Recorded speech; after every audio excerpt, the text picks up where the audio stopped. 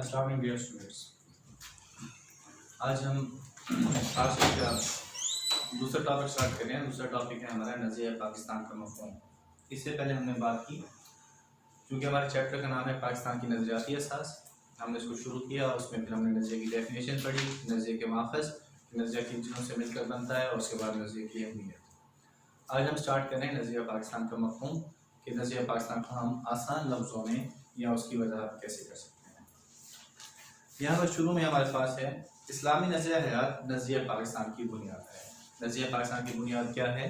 इस्लामी नज़रिया हयात। इसके आगे जो हमारी लाइन है, ये एक्सरसाइज के अंदर हमारा शॉर्ट क्वेश्चन है कि नज़रिया पाकिस्तान से क्या मुराद है, उसका आंसर है, इसको आप मार्क कर लेंगे कि नज़रिया पाकिस्तान से मुराद बड़े सगीर जनूबी एशिया के तारीखी हवाले से मुसलमानों का ये शऊर था कि वो इस्लामी नज़रिया हयात की बुनियाद पर दूसरी अक़वाम से मुख्तलिफ हैं। इस बात को आप समझ लें। इसके अंदर दो बातें हैं। पहली कि बड़े सगीर के मुसलमान, सऊदी अरब दीगर जो है उनकी बातें हुई बड़े सगीर के मुसलमानों की, और बड़े सगीर के किस इलाके में? जनूबी एशिया में। वहाँ के मुसलमानों का ये शऊर था, उनकी ये सोच थी, उनका ये नज़रिया था कि वो दूसरी कौमों से मुख्तलिफ हैं। मुख्तलिफ होने की बुनियाद क्या है? इस्लामी नज़रिया हयात, कि उनका जो नज़रिया है वो दूसरी अक़वाम से मुख्तलिफ है, और वो नज़रिया क्या है? इस्लाम। तो इस्लामी नज़रिया हयात की बुनियाद पर बड़े सगीर जनूबी एशिया के मुसलमानों का ये मानना कि वो दूसरी अक़वाम से मुख्तलिफ हैं, ये है नज़रिया पाकिस्तान की तारीफ। एक मौके पर क़ायद-ए-आज़म मोहम्मद जिन्ना ने फरमाया था कि पाकिस्तान तो उसी रोज़ वजूद में आ गया था जब बड़े सगीर का पहला हिंदू मुसलमान हुआ था। कि हिंदू जब मुसलमान हुआ, और क्योंकि उन्होंने फिर अपना मज़हब और अपनी फैमिली और सब स्टेटस को छोड़कर वो हिंदू मुसलमानों में शामिल हो गया, तो इसका मतलब ये है कि मुसलमान उनसे एक अलग कौम है। नज़रिया की तारीफ की रोशनी में नज़रिया पाकिस्तान वो लाहे अमल था जिसकी बुनियाद एक ख़ास नज़रिया यानी इस्लाम पर रखी गई थी, जिसको वाज़ेह करने का मकसद इस्लाम को एक तहजीबी, सकाफती, तमदनी, सियासी और माशी निज़ाम के तौर पर नाफिज करना था। नाफिज करना, लागू करना। लाहे अमल को हम पहले भी बात कर चुके हैं। लाहे अमल को हम इंग्लिश में हम इसके लफ्ज़ कहते हैं स्ट्रेटेजी, प्लान, ठीक है। तो नज़रिया पाकिस्तान वो लाहे अमल था जिसकी बुनियाद किस चीज़ पर की गई? इस्लाम के ऊपर। और इस्लाम जो है, हमने पीछे बात की थी, जो नज़रिया होता है वो आपकी ज़िंदगी के तमाम पहलुओं का इहाता करता है, ज़िंदगी के हर शोबे में रहनुमाई देता है, और इस्लाम के अंदर ये खुसूसियत शामिल है। इस्लाम ज़िंदगी के हर पहलू में हमारी रहनुमाई करता है, चाहे वो तहजीबी मसाइल हो, सकाफती, तमदनी, सियासी या माशी निज़ाम हो, वो सबको वजाहत करता है, और हमने उसी को नाफिज करना था, उसी को लागू करना था, यानी कि उस पर अमल दरामद करना था। पाकिस्तान का क़याम एक नज़रिए के तहत अमल में आया जो नज़रिया पाकिस्तान कहलाता है। नज़रिया पाकिस्तान की हैसियत से पाकिस्तान के वजूद में रूह की तरह है, जिसके बगैर पाकिस्तान के क़याम का कोई तसव्वुर नहीं कर सकता। अगर ये नज़रिया ही ना होता तो फिर पाकिस्तान का वजूद ही ना होता, क्योंकि मुसलमानों ने किस बुनियाद पर इसको हासिल किया? इस्लाम की बुनियाद पर। तो इसके बगैर नज़रिया जो है, नज़रिया पाकिस्तान में इस्लाम जो है वो एक रूह की तरह है। तहरीक पाकिस्तान के दौरान मुसलमान हिंद ने शऊरी तौर पर एक नज़रिए के तहत आज़ाद मुसलमान मुमलिकत के क़याम की जिद्दोजहद की कोशिश की। ज़ैल में नज़रिया पाकिस्तान की तारीफ पेश की गई है। यहाँ पर हमारे पास दो तीन डेफिनेशंस हैं, इनको हम देखते हैं कि इसके अंदर क्या लिखा गया है। नज़रिया पाकिस्तान से मुराद एक अलग खित्ता ज़मीन का हुसूल है जिसमें मुसलमान बड़े सगीर कुरान और सुन्नत की रोशनी में इस्लामी कदरों और नज़रियात को महफूज कर सकें और अपनी ज़िंदगी इस्लाम के रोशन उसूलों के तहत गुजार सकें। क्या था कि ऐसा खित्ता ज़मीन हासिल करना जिसमें मुसलमान बड़े सगीर कुरान और सुन्नत की रोशनी में इस्लामी जो अक़दार हैं, जो इस्लामी नज़रियात हैं, उनको महफूज कर सकें, यानी कि उनकी बका के लिए काम करें और अपनी ज़िंदगियाँ इस्लाम के उसूलों के मुताबिक गुजार सकें। सेकंड हमारे पास है कि तहरीक पाकिस्तान और तामीर पाकिस्तान के मजमूई तसव्वुर को नज़रिया पाकिस्तान कहते हैं। जो तहरीक शुरू हुई और जब पाकिस्तान को बनाया गया, तामीर पाकिस्तान, ये वो मजमूई तसव्वुर है जो इसको हम नज़रिया पाकिस्तान कहते हैं। थर्ड हमारी है नज़रिया पाकिस्तान वो नज़रियाती बुनियाद है जिसके तहत बड़े सगीर के मुसलमानों ने अपनी शनाख्त, हकूक, अलहदा वतन और कौमी फलाह बहबूद के लिए जिद्दोजहद की। तो मुसलमानों किसके लिए कोशिश की? अपनी शनाख्त बरकरार रखने के लिए, अपने हकूक हासिल करने के लिए, अपना एक अलग वतन हासिल करने के लिए और अपनी पूरी कौम की फलाह व बहबूद बेहतरी भलाई के लिए जो कोशिशें की, जो स्ट्रगल की, उसको हम नज़रिया पाकिस्तान कहते हैं। इसके बाद हमारा जो टॉपिक है वो है कि बड़े सगीर में इस्लाम की बुनियादी अक़दार और समाजी सकाफती हवाले से नज़रिया पाकिस्तान की वजाहत कि इस्लाम की बुनियादी अक़दार क्या है और समाज में और सकाफत जो है मुसलमानों की वो नज़रिया पाकिस्तान के हवाले से किस तरह उससे मैच करती है, उसकी किस तरह से हम वजाहत करते हैं, इसको हम डिस्कस करेंगे। ये यहाँ पर तो टॉपिक जो है टॉपिक नंबर 3 है हमारा, लेकिन एक्सरसाइज के अंदर एक्सटेंसिव 5 है। एक्सरसाइज के अंदर ये आपका लॉन्ग क्वेश्चन नंबर 5 है, इसको हम अभी डिटेल में पढ़ेंगे। ये यहाँ से शुरू हो रहा है और जब एंड होगा तो वहां पर भी मैं आपको बता दूंगा, आप इसको मार्क कर लीजिएगा। तो सबसे पहले कि बड़े नज़रिया पाकिस्तान इस्लामी जमहूरिया पाकिस्तान की रूह है। यहाँ पर एक बात और कि पाकिस्तान का पूरा नाम क्या है? इस्लामी जमहूरिया पाकिस्तान। इसकी रूह क्या है? वो है नज़रिया पाकिस्तान। पाकिस्तान के वजूद का इन्हिसार इसी नजरिए पर है। बड़े सगीर के मुसलमानों ने पाकिस्तान इसी नजरिए के तहत कायम किया और यही नजरिया इसे मजबूत और मुस्तहकम रख सकता है।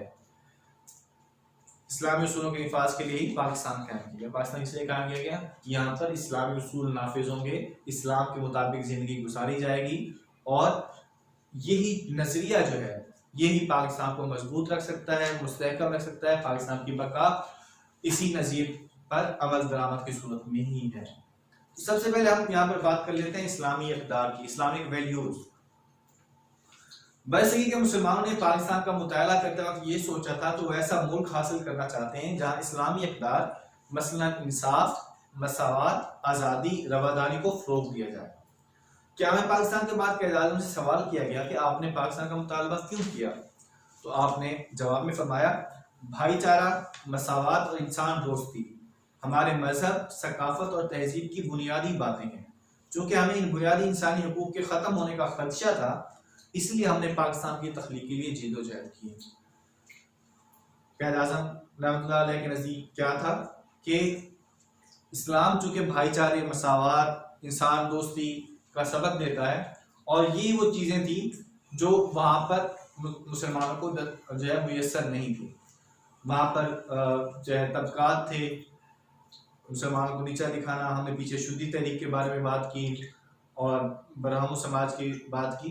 तो ये वो चीज़ें थी जिसकी वजह से मुसलमानों को ये महसूस हुआ कि जो उनकी अक़दार है वो महफूज नहीं है, ना उनकी अक़दार महफूज है, ना उनकी इज्जत जान माल महफूज है। इस वजह से उन्होंने ये बुनियादी हकूक़ हासिल करने के लिए पाकिस्तान के लिए कोशिशें की। क़ायद-ए-आज़म रहमतुल्लाह अलैह की नज़र में पाकिस्तान को एक ऐसा मुल्क बनाना था जहाँ हकूक़, इंसानी आज़ादी, इंसाफ और रवादारी का फरमा होना थी कि जहाँ पर इंसानों को तमाम बुनियादी हकूक़ हासिल हों, वो मुकम्मल तौर पर आज़ाद हो। एक ऐसा मुल्क जहाँ पर इंसाफ हो और रवादारी हो। इस तरह पाकिस्तान दूसरे ममालिक और माशरों के लिए फलाह की मिसाल बन सकता था।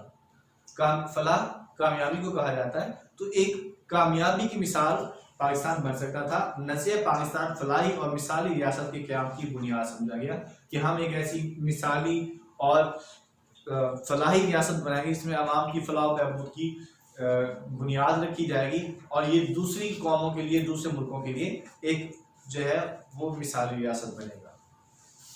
इसके बाद अब हम बात कर लेते हैं बड़े सगीर के मुसलमानों के माशरती और सकाफती हालात। माशरती और सकाफती हालात को जब हम डिस्कस करते हैं तो नज़रिया पाकिस्तान एक मखसूस तर्ज ज़िंदगी और तहजीब और सकाफत की दावत देता है। नज़रिया पाकिस्तान हमें किस तरफ दावत देता है? एक मखसूस तर्ज ज़िंदगी जो कि इस्लाम और जनूबी एशिया के मुसलमानों की तहजीब को ज़ाहिर करती है। बिलाशुबा बड़े सगीर की मुस्लिम तहजीब और सकाफत पर इस्लाम ने गहरे असर छोड़े हैं। यहाँ पे जो हमारी सकाफत है बड़े सगीर के मुसलमानों की, इसके ऊपर एक चीज़ का रंग वाज़ेह नज़र आता है और वो क्या है? इस्लाम। हमने पीछे भी डिस्कस किया कि जो है नज़रिए के माखज़ में हमने सबसे पहली चीज़ क्या पढ़ी? मजहब। और मुसलमानों का मजहब क्या है? इस्लाम। तो इस्लाम की जो असरात हैं वो हमारी तहजीब, सकाफत और हमारे तर्ज ज़िंदगी पर वाज़ेह देखे जा सकते हैं। बड़े सगीर के मुसलमानों के मुनफरिद नस्ली और तमद्दुनी तारीखी विरसा और जोग्राफियाई माहौल की वजह से रिवायात ने नशोनुमा पाई है। अगर हम मुसलमानों की तारीख पढ़ते हैं, उनकी तहजीब व तमद्दुन के बारे में पढ़ते हैं, जो तारीखी विरसा है और जो जोग्राफियाई माहौल जनूबी एशिया के मुसलमानों को मुयस्सर हुआ, तो इससे बहुत सारी अच्छी रिवायात ने जन्म लिया। बहुत सारे तारीखी वाक़यात, बहुत सारी जो है यहाँ पर जो है रस्म व रिवाज जो कि जिनको सराहा गया, तो ये वो सारी चीज़ें यहाँ पर मौजूद हैं। यही वजह है कि बरसगीर में दूसरी कौमों के साथ रहकर मुसलमानों ने इस्लाम की सकाफती अक़दार का तहफ़्फ़ुज़ किया। जब बरसगीर में मुसलमान आए, तो हम आगे डिटेल में पढ़ेंगे कि इसकी इब्तिदा कहाँ से हुई और किस तरह से ये स्टेप बाय स्टेप आगे बढ़ता गया।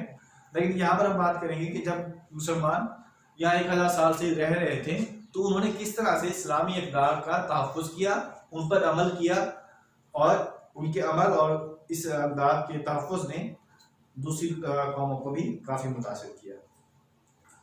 इसमें जो है माशरती काफ़ी हालात में सबसे पहले हम यहाँ डिस्कस करेंगे जमहूरी निज़ाम को। इस्लाम अपनी रूह में एक जमहूरी निज़ाम है। इसमें शोराई तरीके को अहमियत हासिल है। शोराई तरीका, मुशावरत, इसको हम कह सकते हैं मशवरा लेना, मशवरे से बातचीत करना, और इंग्लिश में हम इसके लिए लफ्ज़ यूज़ करते हैं कंसल्टेशंस। मुशावरत के लिए हम इंग्लिश में लफ्ज़ यूज़ करते हैं कंसल्टेशंस, आपको समझने में थोड़ा आसानी होगी। तो इसको हम यानी कि किसी भी बात को, किसी भी डिसीजन को आपस में मशवरे के ज़रिए करना, इसको मुशावरत का अमल या शोराई तरीका कहा जाता है। और इस्लाम में कानून की हाकिमियत को यकीनी बनाना मकसद होता है। कानून जो है वो उस पर अमल दरामद कराना लाजमी है इस्लाम के अंदर। नज़रिया पाकिस्तान पर अमल करने से ही बरसगीर के मुसलमानों में रवादारी, इंसाफ और जमहूरियत की जड़ें मजबूत हुई। जब मुसलमान बरसगीर में आए तो इन्होंने रवादारी से काम लिया, इंसाफ और जमहूरियत की जड़ें मजबूत की। नज़रिया पाकिस्तान में जमहूरियत एक अहम सुकून की हैसियत रखती है। इस्लाम जो है वो जमहूरियत का जो है अलमबरदार है, और जमहूरियत जो है पाकिस्तान में भी एक अहम सुकून की हैसियत रखती है। कौम की बुनियाद क्या है? हमारा दूसरा पॉइंट है कौम की बुनियाद, और वो है दीन इस्लाम। बरसगीर में कई जुबानें बोलने वाले मुसलमान रहते थे। उनकी सकाफतें, रिवायतें, नस्लें और समाजी माहौल मुख्तलिफ थे, और रंगों में भी यकसानियत नहीं थी। दीन इस्लाम ही की वजह से तमाम मुसलमान एक कौम के सांचे में ढले हुए थे। इस्लाम की रूह से मुसलमान का भाई है, और मुसलमान हमेशा अपनी पहचान अपने मजहब के हवाले से कराते थे। क्या है कि बरसगीर के अंदर बहुत सारी कौमें आबाद हैं। हर कौम का अपना एक मिजाज है, अपना रंग है, अपना एक तरीक़ेकार है, अपनी सकाफत है, रस्म व रिवाज एक कौम की दूसरी कौम से मुख्तलिफ थे। लेकिन दीन इस्लाम जो है, जब लोग मुसलमान हुए, यहाँ पर इस्लाम फैला, तो सब दीन इस्लाम ने सबको एक दूसरे के करीब कर दिया। सब लोग एक कौम के सांचे में ढल गए, यानी कि वो एक कौम बन गए। इस हवाले से क्योंकि मुसलमान, इस्लाम क्या कहते हैं कि मुसलमान का भाई है, तो और मुसलमानों ने अपनी पहचान क्या रखी कि वो मुसलमान है। तमाम रंग, नस्ल, जात पात के जो जितने भी फ़र्क हैं, इम्तियाज़ात हैं, उनको मिटा दिया और कहा कि हम मुसलमान हैं। इस हवाले से हम बात करते हैं अल्लामा मोहम्मद इकबाल के नज़रिए की। अल्लामा मोहम्मद इकबाल का जो मुस्लिम मिल्लत के हवाले से नज़रिया था, हम उसके ऊपर बात कर लेते हैं कि अल्लामा इकबाल ने मजहबी बुनियादों पर जोर दिया कि मुसलमान दीन इस्लाम की वजह से एक मिल्लत है, एक कौम है, और उनकी कुव्वत का इन्हिसार किस चीज़ के ऊपर है? इस्लाम पर। मुसलमान को क्या चीज़ मजबूत करती है? उनका मजहब, और मजहब इस्लाम। उन्होंने मुस्लिम मिल्लत के एहसास के हवाले से हकीकी तसव्वुर अपने अशार में पेश किया। उनके अशार हैं, क्योंकि अल्लामा इकबाल शायर मशरिक़ हम उनको कहते हैं, हमारे कौमी शायर हैं, तो उन्होंने इस हवाले से कौम क्या होती है, कौम की बुनियाद क्या है, उन्होंने अपने अशार के अंदर, अपनी शायरी के अंदर जो है इसका जिक्र किया है। यहाँ पर हम उनके दो अशार हैं, तो हम उनको देखते हैं कि अपनी मिल्लत पर कयास अक़वाम मग़रिब से न कर, ख़ास है तरकीब में कौम रसूल हाशमी। कि अपनी मिल्लत, इनकी अपनी कौम पर कयास करना होता है कि किसी चीज़ को तशबीह देना, किसी चीज़ से मिलाना। तो अक़वाम मग़रिब से ना कर, मग़रिब की जो कौमें हैं, इनकी गैर मुस्लिम कौमें जो हैं, उनसे मुसलमानों का मुवाजना नहीं किया जा सकता, कंपेयर नहीं किया जा सकता। उसकी वजह क्या है कि मुसलमानों को क्यों कंपेयर नहीं किया जा सकता? कि मुसलमान उनसे आला हैं। आला किस वजह से हैं? खास है तरकीब में कौम रसूल हाशमी। आप वसल्लम का जो खानदान था हाशमी कुरैशी जो है कहा जाता, तो हाशमी हमारा जो रसूल है वो सब नबियों का सरदार है। तो कौम रसूल हाशमी, तो उनकी जो उम्मत है वो भी उस हवाले से खास है। तो इसलिए हम उन्होंने कहा कि अपनी कौम को मगरिब की कौमों से कंपेयर ना करें। उनकी जमीयत का है मुल्क व नसब पर इन्हिसार। उनकी जो जमात है वो किस चीज पर डिपेंड करती है, किस चीज पर वो बेस करती है? अपने मुल्क के ऊपर या अपने नसब के ऊपर, अपनी कौम की बुनियाद के ऊपर। जबकि कुव्वत मजहब से मुस्तहकम है जमीयत तेरी। जो तुम्हारी जमात है, जो मुसलमानों की जमात है, वो किस चीज पर डिपेंड करती है, वो किस चीज पर स्ट्रांग है, वो किस चीज पर उसके जो है उसकी ताकत क्या है? उसकी ताकत उसका मजहब है। कुव्वत मजहब से मुस्तहकम है जमीयत तेरी। इसके बाद हम हमारा जो तीसरा पॉइंट है इसी क्वेश्चन का, हम क्योंकि मैंने आपको शुरू में बताया था कि ये हमारा एक्सरसाइज के अंदर लॉन्ग क्वेश्चन ऑफ एक्सटेंसिव 5 है, तो उसी को हम डिस्कस कर रहे हैं। तो उसका ये लास्ट पॉइंट है कांग्रेस अंग्रेज हुकूमत और कायद-ए-आज़म। यहाँ पर तीन चीजें हैं। कायद-ए-आज़म कांग्रेस और अंग्रेज हुकूमत से मुसलमानों को आजादी दिलाना चाहते थे। हिंदुओं की अददी बरतरी और अंग्रेज हुकूमत की बेपनाह ताकत मुसलमानों को पाकिस्तान बनाने से ना रोक सकी। हिंदू तादाद में ज्यादा थे और कांग्रेस जो है ये हिंदुओं की जमात थी। दूसरी तरफ अंग्रेज थे जो जिनके पास बहुत ज्यादा ताकत थी, जदीद असलिया था, मशीनरी थी, मुल्क के ऊपर जो है उनका कंट्रोल संभाला हुआ था। तो ये दोनों एक बड़ी ताकतें थी, लेकिन इनके मुकाबले में एक शख्सियत ठहरी थी और वो थी कायद-ए-आज़म रहमतुल्लाह अलैह। इसकी वजह से इस्लाम से मुसलमानों का वाबस्ता होना था। कायद-ए-आज़म इस्लाम की सरबुलंदी और मुसलमानों के तहफ़्फ़ुज़ के लिए मुसलसल कोशा रहे, मुखालफतों के पहाड़ भी उनका रास्ता ना हो सके। कायद-ए-आज़म डटे रहे और जो है मुसलमानों ने सपोर्ट किया। तो इस वजह से इतनी एक कौम जो तादाद में इतनी ज्यादा थी, दूसरी कौम जो ताकत में ज्यादा थी, उनको टेबल टॉक में ले आए और उनको जो है बरसगीर की तकसीम पर मजबूर कर दिया। ये आपकी शख्सियत का ही करिश्मा है। मुसलमानों ने अपनी अजीम कायद की सरबराही में अपने आप को एक मजबूत और भरपूर कौम साबित किया और मिली इत्तेहाद के जरिए मुसलमानों के जुदागाना कौमियत के तस्वुर को कामयाब बनाया। ये तस्वुर नज़रिया पाकिस्तान कहलाया। तो यहाँ तक आपका एक्सटेंसिव 5 जो है एक्सरसाइज के अंदर ये कंप्लीट होता है। ये हमारा थर्ड टॉपिक था। इसके बाद हम अपना फोर्थ टॉपिक स्टार्ट करते हैं और फोर्थ टॉपिक जो है वो हमारा है वो नज़रिया पाकिस्तान के अनासिर की तफसील से वजाहत।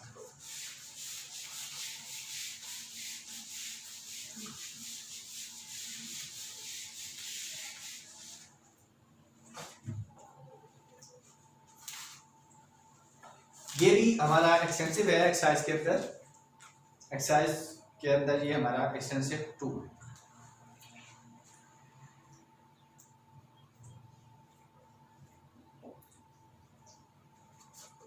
क्या है कि नज़रिया पाकिस्तान के अनासिर की तफसील।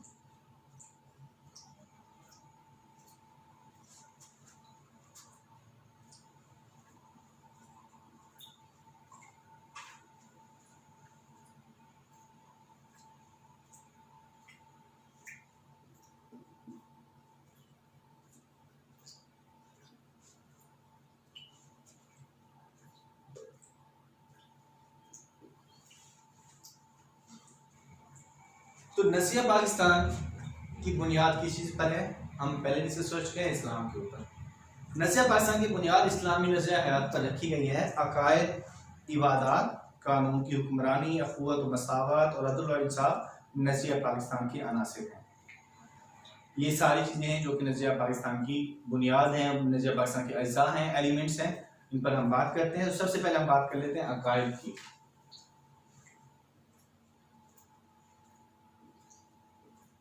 अकायद अकीदे की जमा है। अकीदा किसी चीज का बिलीफ, ईमान, यकीन, इसको अकीदा कहा जाता है। तो अकायद के अंदर क्या है, एक मुसलमान का अकीदा क्या होता है, हम इसको देखते हैं कि अकायद में तौहीद, रिसालत, आखिरत, मलाइका, इल्हामी किताबों पर ईमान लाना शामिल है। अकायद के मजमूए को ईमान कहते हैं।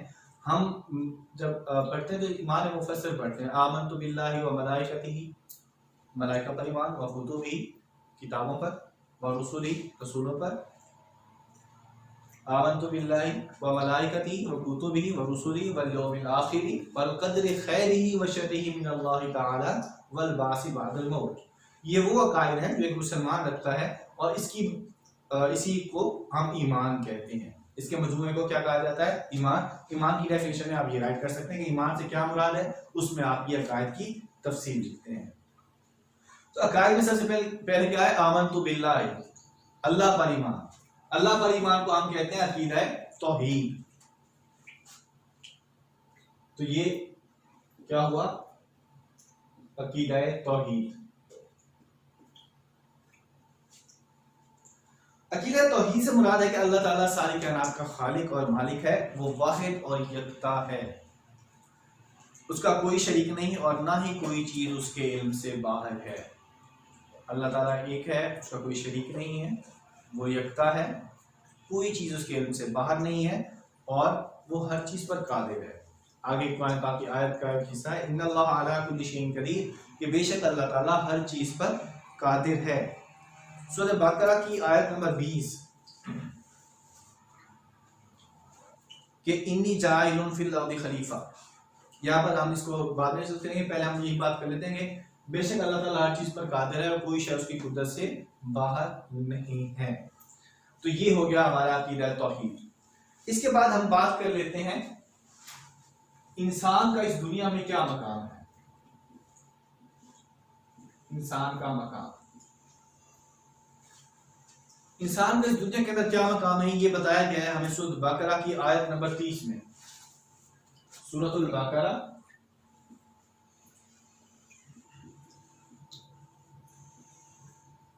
आयत नंबर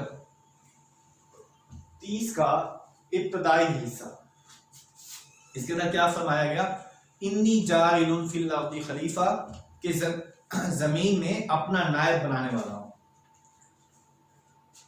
अल्लाह ताला के कादिर मुतलक होने और इंसान के नायब होने के अकीदे से बखुद ये बात वाज़ेह हो जाती है कि इंसान अपनी ताकत की हद तक अमल पर कादिर है, लेकिन असल कुदरत किसके हाथ में है, अल्लाह ताला के हाथ में है। इंसान अपनी ताकत के मुताबिक अमल करे और नतीजा अल्लाह ताला पर छोड़ दे। जितना इंसान से हो सकता है इंसान ने, अल्लाह ताला ने इंसान के हाथ में कोशिश रखी है, नतीजा वही देता है। तो ये जो चीज है कि इंसान का क्या काम है, इंसान अल्लाह ताला का नाइब है इस दुनिया के अंदर। अल्लाह ताला ने इंसान को अपने अमाल के लिए उसको विल पावर की है, उसको ताकत दी है, लेकिन असल बादशाही, असल कुदरत अल्लाह ताला के हाथ में है। इंसान जो है अल्लाह ताला का नाइब है, जिसने इस दुनिया के ऊपर उसके अहकामात पर अमल करना है और उसके अहकामात को नाफिज करना है। इसके बाद हमारा दूसरा पॉइंट आता है, वो है अकीदा रिसालत।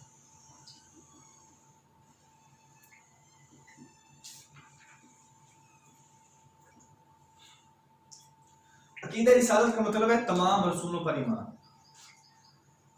जितने भी रसूल इस दुनिया में तशरीफ लाए, जिनका हम तकल्लुम हो जाए, तमाम पर ईमान लाना। दार इस्लाम में आने के लिए लाजिम है कि रिसालत को दिलो जान से तस्लीम किया जाए और किसी एतबार से इसमें शक व शुबा ना किया जाए, कि तमाम रसूलों को मानना और आप सल्लल्लाहु अलैहि वसल्लम को मानना और इस हवाले से कोई शक और शुबा दिल के अंदर ना रखना, ये है रिसालत। कुरान मजीद और उसवा रसूल सल्लल्लाहु अलैहि वसल्लम को सरचश्मा हिदायत मानना और हज़रत मोहम्मद सल्लल्लाहु अलैहि वसल्लम को अल्लाह ताला का आखिरी रसूल और आखिरी नबी मानना, ये ईमान रखना कि आपके बाद कोई नबी नहीं आएगा। अकीदा रिसालत का लाजमी जुज़्व है, जो इसका इनकार करे वो मुसलमान नहीं हो सकता। इसमें आप ये बात लाजमी इंक्लूड करेंगे, ये जो लास्ट लाइन है कि अल्लाह ताला का आखिरी रसूल, आखिरी नबी और आपके बाद कोई और नबी नहीं आएगा, इस बात का यकीन रखना है। जो इस बात को नहीं मानता वो मुसलमान नहीं है। मुसलमान होने के लिए लाजमी शर्त जितना तौहीद है उतना ही रिसालत है। ला इलाहा इल्लल्लाह, हम जो है कलमा शहादत पढ़ते हैं, ला इलाहा इल्लल्लाह, ये है हमारा अकीदा तौहीद, और मोहम्मद रसूलुल्लाह ये है रिसालत। तो दोनों पर ईमान लाना है और इस ईमान के जो है लाजमी जो ला इलाहा इल्लल्लाह ये है कि अल्लाह ताला का कोई शरीक नहीं है, उसकी सिफात, उसकी ज़ात, उसकी ज़ात सिफात या सिफात की जो तकाजे हैं उनके अंदर किसी को भी शरीक नहीं ठहराना। ये है तौहीद कि जो सिफात अल्लाह ताला की है, जो ज़ात अल्लाह की है वो एक है, उसकी जो सिफात है वही उसका मालिक है, और जो सिफात के तकाजे हैं वो सिफात के तकाजे भी उसी के पास हैं। वो सिफात या उन सिफात के तकाजे किसी इंसान, किसी और हस्ती में नहीं हो सकते। ये है तौहीद। रिसालत क्या है कि आप सल्लम तमाम रसूलों को मानना, आप सल्लम को आखिरी रसूल और नबी मानना, और ये मानना कि आपके बाद कोई नबी या कोई रसूल नहीं आएगा और इसमें किसी किस्म का शक व शुबा ना रखा जाए। ये है हमारा अकीदा रिसालत। तो ये हो गया अकायद। अकायद के अंदर हमने पढ़ा तौहीद, रिसालत। उसके अलावा ये भी था कि मलाइका, इल्हामी किताबों पर ईमान लाना, अच्छी बुरी तकदीर के ऊपर ईमान लाना, और मरने के बाद यानी आखिरत पर ईमान लाना। ये सब हमारा अकायद है जो कि इंसान का नजरिया भी हम इसको कह सकते हैं। इसके बाद इसका जो दूसरा रुकन है वो है इबादत। पहला है अकायद, दूसरा है इबादत। इबादत में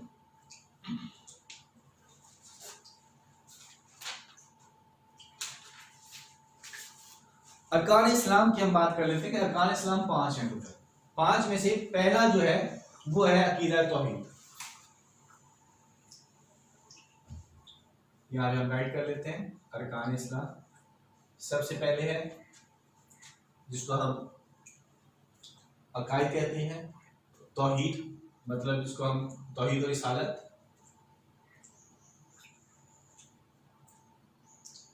ये हमारा पहला रुकन है और ये अकायद से मुतालिक है। दूसरा है नमाज, तीसरा रोज़ा, चौथा ज़कात, और पांचवा रुकन है हमारा हज। ठीक है, ये हमारे 5 अरकान हैं। तो पहला जो है अकीदा है, अकीदा तौहीद और अकीदा रिसालत, जिसको हम तौहीद और रिसालत भी कहते हैं, तौहीद कलमा शहादत भी कहा जाता है इसको। उसके बाद हम आ जाते हैं इबादत में। इबादत में सबसे पहले क्या है? नमाज। इस्लाम का ये दूसरा रुकन है और अल्लाह ताला ने कुरान मजीद में कई मकामात पर नमाज की अदायगी का हुक्म दिया है। नमाज को मुकर्रर औकात में मुताबिक अदा करना फ़र्ज है।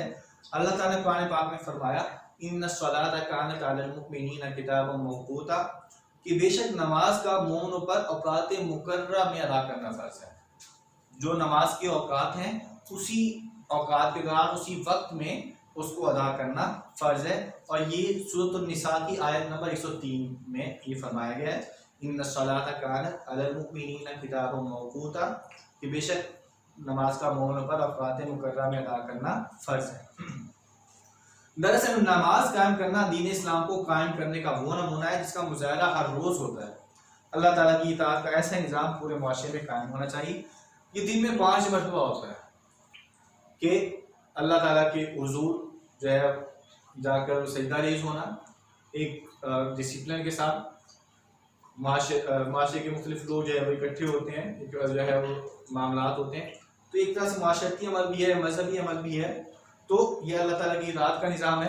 जिस तरह जब हम 5 मरतबा दिन में जाकर अल्लाह ताला का जो है इस बात का इकरार करते हैं कि हमारा मालिक व खालिक तू है, इय्याका नअबुदु व इय्याका नस्तईन, कि बेशक हम तेरी इबादत करते हैं और तुझसे ही मदद मांगते हैं। तो ये जो निज़ाम है ये मस्जिद के बाहर भी हम पर लागू होना चाहिए, हम उस पर अमल करें। इसके बाद हमारा जो तीसरा रुकन है अरकान इस्लाम का वो है रोज़ा।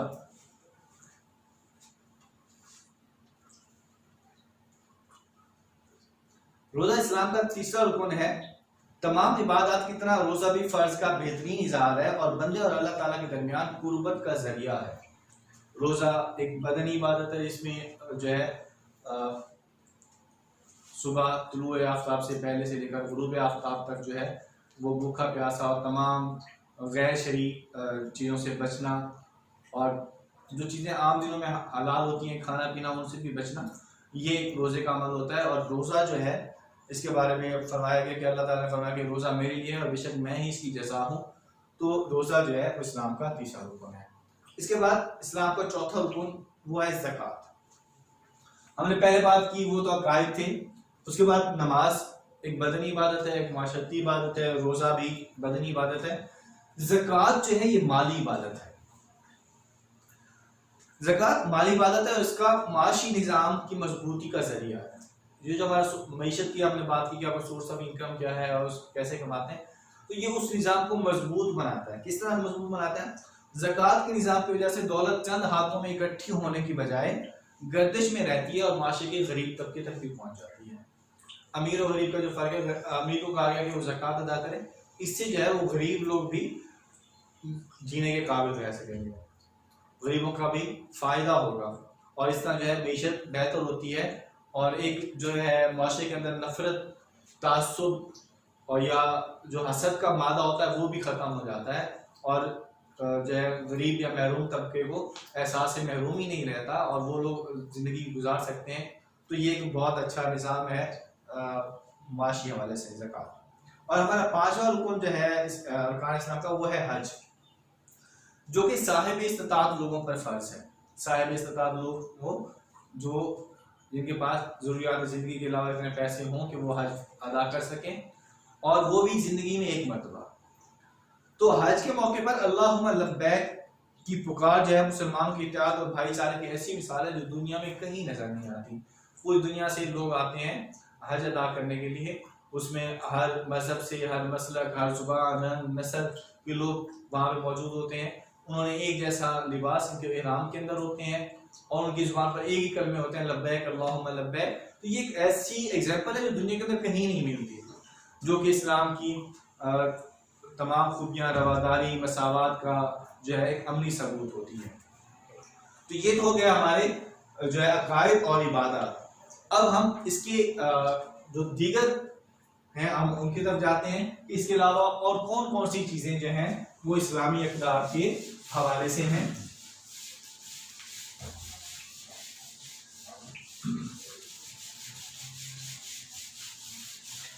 उनमें सबसे पहले है कानून की हुक्मरानी, रूल ऑफ लॉ।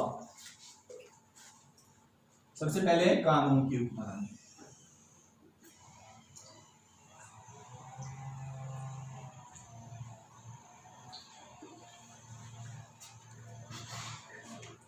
कानून की हुक्मरानी इस्लाम के निज़ाम की अहम खूबी है। इसकी बुनियाद इस तसव्वुर पर है कि कानून का सरचश्मा अल्लाह ताला है।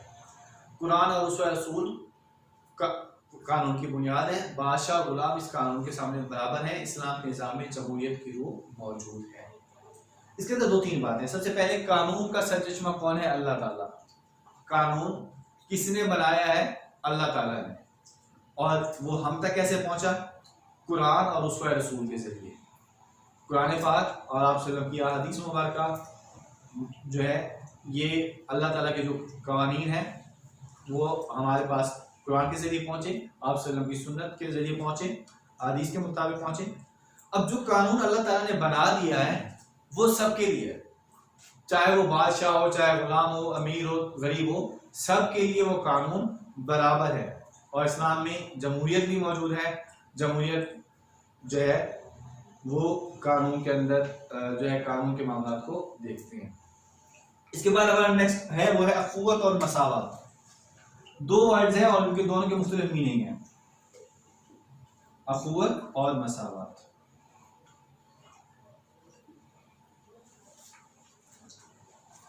इस्लामी माशरे में अखुवत और मसावत को खास अहमियत हासिल है। मदीना मुनव्वरा में जब इस्लामी हुकूमत कायम हुई तो उसमें अखुवत और मसावत मिसाली थी। इस्लाम से पहले लोग एक दूसरे की जान के दुश्मन थे, लेकिन हुजूर अकरम सल्लल्लाहु अलैहि वसल्लम ने हुकूक इबाद पर अमल करते हुए यतीमों, बेवाओं, नादारों और पर शफकत करने की तलकीन की। आपने लोगों को जिंदगी बसर करने का ज़ाब्ता दिया। ज़ाब्ते की बात हम पहले भी कर चुके हैं। ज़ाब्ता कानून उसूल को कहा जाता है ताकि लोग आपस में मोहब्बत से रह सकें और माशरे में भाईचारे और मसावत की फिजा कायम हो। आप सल्लल्लाहु अलैहि वसल्लम ने ज़कात और खैरात के निज़ाम को वज़ा किया, बनाया, लागू किया और सूद को हराम करार दिया, क्योंकि इस्लाम में दूसरों के इस्तेसाल, लूट खसूट की कोई गुंजाइश नहीं है। यहाँ पर एक दो बातें हैं। सबसे पहले हम बात कर लेंगे कि इस्लामी हुकूमत कब कायम हुई, कहाँ पे कायम हुई? मदीना मुनव्वरा में। पहली इस्लामी हुकूमत कब कायम हुई? मदीना मुनव्वरा में। और वहाँ पर कौन सी चीज़ जो है वो काबिल मिसाल थी, काबिल तकलीद थी, वो था अखुवत और मसावत का जो अमली मुजाहरा वहाँ पर देखने को मिला कि अरब मुआशरे में पहले लोग एक दूसरे की जान के दुश्मन हुआ करते थे, लेकिन जब आपने उनको भाई भाई बना दिया तो उन्होंने अपनी ज़मीन जायदाद में से भी अपने उन भाइयों को हिस्सा देना शुरू कर दिया, जो कि एक ऐसी मिसाल जो दुनिया में कहीं नहीं मिलती। इसके बाद आपने जो उस मुआशरे के महरूम तबकात थे, महरूम तबकात कौन, जिन पर कोई पुरसान हाल नहीं था, यतीम, बेवा और नादार लोग, आपने फरमाया कि उन पर शफकत करनी है। ये पहला सबक था जो है मदीने की रियासत का, एक इस्लामी रियासत का। आपने लोगों को आपस में प्यार मोहब्बत का दर्स दिया कि आप लोग आपस में भाइयों की तरह रहें, और सूद को हराम करार दिया। सूद जो है एक तरह से किसी की मजबूरी से फ़ायदा उठाना होता है कि किसी को ज़रूरत है तो आप उसको दे रहे हो, तो कि हम जो है जब आप लेंगे तो उससे इतना ज़्यादा लेंगे, तो सूद हर तरह से हराम है। और ज़कात और खैरात का निज़ाम बना दिया कि आप लोग ज़कात दें, ज़कात का एक जो है वो निसाब है कि कितने माल के ऊपर ज़कात फ़र्ज होती है। उसके अलावा खैरात भी वक्तन फ़वक्तन दी जा सकती है, जिससे गरीब और नादार लोगों की मदद होती है। अब हम बात कर लेते हैं अखुवत है क्या। अखुवत इस बात का दर्स देती है कि आपस में बिरादराना ताल्लुकात कायम होने चाहिए, भाइयों जैसे ताल्लुकात होने चाहिए, ताकि किसी के हकूक छीने ना जा सकें और ना ही कोई कमज़ोर पर जुल्म करे। हजूर अकरम सल्लल्लाहु अलैहि वसल्लम का इरशाद है कि एक मुसलमान दूसरे मुसलमान का भाई है, वो उसके साथ धोखा नहीं करता, वो उसके साथ ख़यानत नहीं करता, उसकी गीबत नहीं करता। और ये अल्फाज की है हदीस के, यह सुनन तिरमिज़ी जो है उसकी हदीस नंबर 2747 है। उसके अंदर ये खूबियाँ बताई गई हैं एक मुसलमान की, कि एक मुसलमान दूसरे मुसलमान का भाई है, उसके साथ धोखा नहीं करता, उसके साथ ख़यानत नहीं करता और उसकी गीबत भी नहीं करता। गीबत पीठ पीछे बुराई करने को कहते हैं। आप वसल्लम ने कीना और हसद से बाज रहने का दर्स दिया, लिहाजा मुसलमानों को चाहिए कि इत्तेफाक से रहें और एक दूसरे की मदद करें। तो अखुवत का बेसिकली क्या मतलब हुआ कि भाईचारा, भाइयों जैसे ताल्लुकात रखना। अब हम दूसरी चीज़ पर बात कर लेते हैं, वो है मसावत। इस्लाम माशरा में जहाँ अखुवत और भाईचारे को मकाम हासिल है, वहाँ मसावत पर भी जोर दिया गया है। मसावत का मतलब ये है बराबरी, अमीर गरीब जात पात सब चीज़ें जो है ये मैटर नहीं करती, तमाम मुसलमान जो है वो तमाम बराबर हैं, तो इसको हम मसावत कहते हैं, बराबरी को। अल्लामा इकबाल रहमतुल्लाह अलैह के अल्फाज हैं, एक ही सब में खड़े हो गए महमूद व अयाज, ना कोई बंदा रहा और ना कोई बंदा नवाज। तो ये जो है महमूद जो है वो बादशाह था, अयाज जो है वो उसका गुलाम था, लेकिन जब नमाज में आए तो सफ में तो दोनों एक ही बराबर, अल्लाह ताला के हुजूर बादशाह भी झुका हुआ है, उसका गुलाम भी झुका हुआ है। तो जब नमाज में आ गए अल्लाह ताला के पास आए तो अल्लाह ताला की निगाह में सब लोग बराबर हैं।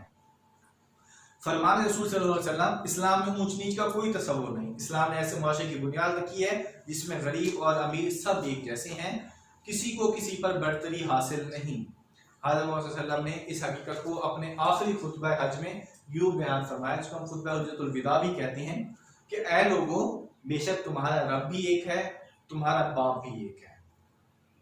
आगाह रहो किसी अरबी को किसी अजमी पर, किसी अजमी को किसी अरबी पर, किसी सफ़ेद फाम को किसी स्याह फाम पर और किसी स्याह फाम को किसी सफ़ेद फाम पर कोई फजीलत हासिल नहीं। फजीलत का म्यार सिर्फ तकवा है। आज हम देख रहे हैं कि जो है जिनको तहजीब याफ्ता माशरे कहा जाता है, वहाँ पर भी ये मसाइल आज भी हैं, जबकि इस्लाम ने इस बात की 1400 साल पहले ही वजाहत कर दी कि किसी सफ़ेद फाम को किसी स्याह फाम पर, या किसी स्याह फाम को सफ़ेद फाम पर, या किसी अरबी को अजमी पर, अजमी को अरबी पर कोई फौकियत हासिल नहीं है। फजीलत का म्यार क्या है, वो स्टैंडर्ड क्या है, वो स्टैंडर्ड तकवा। तकवा किसे कहा जाता है? अल्लाह ताला के खौफ, अल्लाह ताला के डर को। जिस बंदे के अंदर अल्लाह ताला का खौफ जितना ज़्यादा है वो उतना ज़्यादा फजीलत वाला है। और ये जो हदीस मुबारक है ये मसनद अहमद से ली गई है, 22,391 हदीस नंबर है ये मसनद अहमद। ये सहाह सित्ता उनके हदीस मुबारक की जो 6 मशहूर किताबें हैं, जो मुस्तनद किताबें हैं, उनमें से एक है, तो इसकी हदीस का नंबर भी यहाँ पर दिया गया है। इसके बाद है अल्लाह ताला का हुक्म है मसावत। अल्लाह ताला ने मसावत का दर्स देते हुए सूरह हुजुरात में यूं इरशाद फरमाया, सूरह हुजुरात की आयत नंबर 13 या अय्युहन्नासु इन्ना खलक़नाकुम मिन ज़करिन व उन्सा वजअलनाकुम शुऊबन व क़बाइला लितआरफ़ू इन्ना अक्रमकुम इंदल्लाहि अतक़ाकुम। लोगों, हमने तुमको एक मर्द और एक औरत से पैदा किया। इन्ना खलक़नाकुम मिन ज़करिन व उन्सा वजअलनाकुम, और शुऊबन व क़बाइला लितआरफ़ू, तुम्हारी कौमें और कबीले बनाए। किस लिए? कि ताकि तुम एक दूसरे की शनाख्त कर सको। फ़ख्र करने के लिए नहीं है कि मैं मेरी ये कास्ट है, मैं ये हूँ, मैं वो हूँ। ये फ़ख्र करने के लिए नहीं बनाए, इसलिए बनाए कि एक दूसरे की पहचान हो सके कि इसका ताल्लुक फलां कबीले से है। इन्ना अक्रमकुम इंदल्लाहि अतक़ाकुम, और अल्लाह के नज़दीक तुम में से ज़्यादा इज्जत वाला वो है जो ज़्यादा परहेज़गार है, जो अल्लाह से ज़्यादा डरने वाला है, वो अल्लाह के नज़दीक ज़्यादा इज्जत वाला है। इसके बाद हमारा नेक्स्ट पॉइंट है, वो है अदल और इंसाफ। अदल और इंसाफ हमारा नेक्स्ट पॉइंट है।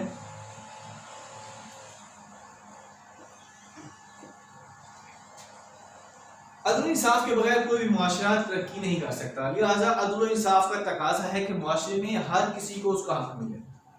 जहाँ इंसाफ पर मबनी मुआशरा होगा, वहाँ मुआशरे की दूसरी खराबियाँ खुद ब खुद ठीक हो जाएंगी, क्योंकि इस तरह कोई किसी का हक गसब नहीं कर सकेगा, हक नहीं मार सकेगा।